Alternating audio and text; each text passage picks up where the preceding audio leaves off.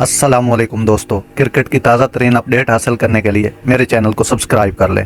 ICC world cup के warm up match में New Zealand के खिलाफ नैब कप्तान शादाब खान और शाहीन शाह से बॉलिंग ना करवाने की वजह सामने आ गई। टीम ज़राए के मुताबिक world cup warm up match के लिए टीम मैनेजमेंट ने हिकमत अमली के तौर पर दोनों से बॉलिंग नहीं कराई। इस हवाले से मैनेजमेंट दीगर बॉलर को ज़्यादा मैच प्रैक्टिस देने की ख्वाहिशमंद थी। टीम ज़राए का कहना है कि 2 वार्म अप मैचेस में स्क्वाड के तमाम 15 मेंबरान को मुख्तलिफ तौर पर आजमाया जाएगा, जबकि टूर्नामेंट के मैचेस से कबल 2 वार्म अप मैचेस में कंडीशन से एडजस्टमेंट होने का प्लान है। वादे रहे, आईसीसी वर्ल्ड कप के वार्म अप मैच में न्यूजीलैंड ने पाकिस्तान को बआसानी 5 विकेटों से शिकस्त दी थी।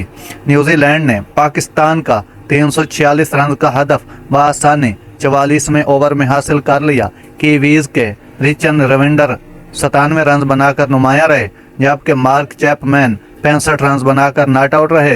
पाकिस्तान के उसामा मीर ने 2, मोहम्मद वसीम जूनियर, सलमान आगा और हसन अली ने 1-1 विकेट हासिल की। नादरीन, ये थी आज की ताज़ा तरीन खबर।